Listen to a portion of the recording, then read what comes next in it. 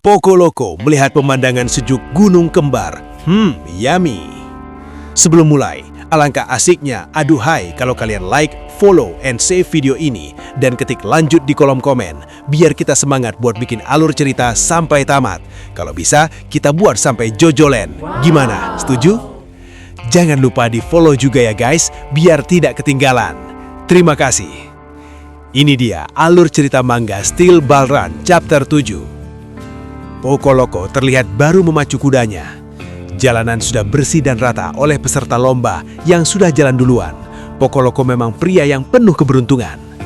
Dari kejauhan, Poco Loco melihat peserta lomba pada barisan belakang.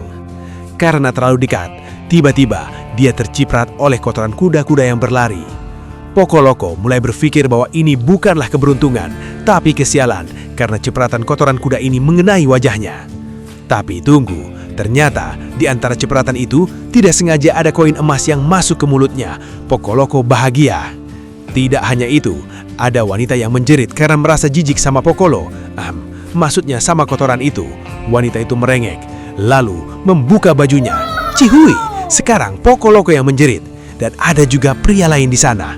Hei, pria itu ternyata buronan. Poco Loco sangat beruntung. Dia diberkahi Dewi Fortuna. Tiba-tiba, barisan belakang terhenti oleh sebuah jurang yang ada di depan mereka. Dan seorang pria berlari melompati jurang tersebut. Dia lompat indah melewati jurang. Siapa lagi kalau bukan Sandman? Peserta lomba merasa ditipu karena sudah mengikuti Sandman. Mereka hanya bisa melihat. Namun, para peserta tidak putus asa. Mereka berencana melewati jalan potong yang ada di peta. Boom! Tiba-tiba, Poco Loco loncat bersama kudanya. Sandman melihat, dan Poco Loco benar-benar melewati jurang tersebut. Poco Loco benar-benar optimis dan yakin bahwa dia adalah orang yang paling beruntung 1/50 juta. Poco Loco tersangkut di jurang, lalu Sandman menyarankan dia untuk menggunakan tali yang dimiliki Poco Loco. Benar saja, Poco Loco berhasil dan naik ke atas. Memang benar-benar hoki nih orang guys, gila. Poco Loco dan Sandman berlari bersama. Tamat. Bercanda. Poco Loco takjub melihat Sandman sanggup berlari dan berlomba tanpa kuda. Tidak lama setelah itu, Poco Loco sudah bertemu saja dengan barisan inti dari perlombaan dan menyusul perlombaan ini walaupun dia terlambat. Poco Loco sangat bahagia. Poco Loco bertanya siapa yang memimpin perlombaan dan kenapa mereka lambat sekali.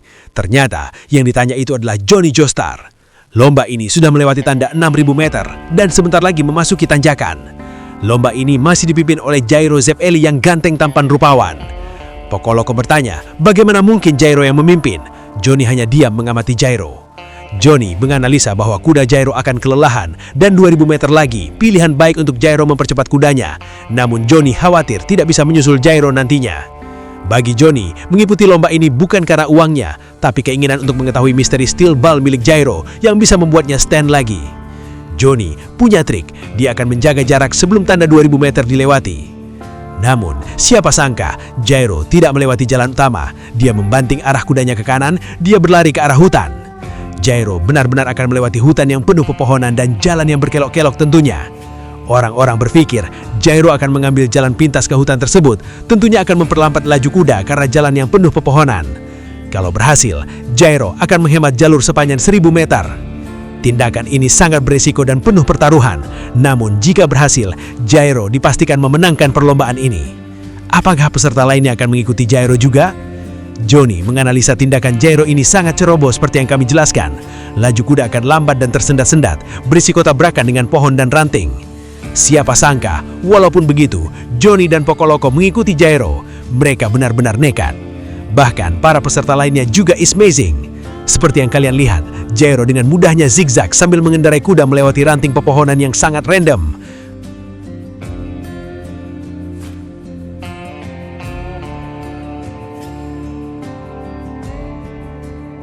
Sementara itu, Poco Loco menutup matanya.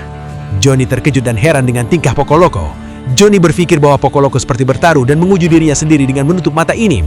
Dan boom, Poco Loco mempercepat kudanya dan memasuki hutan tanpa melihat sama sekali. Mungkin karena dia yakin loh ya dengan keberuntungannya. Itulah dia alur singkat Steel Ball Run chapter kali ini. Terima kasih sudah menonton dan subscribe juga akun YouTube kami. Salam Jojo.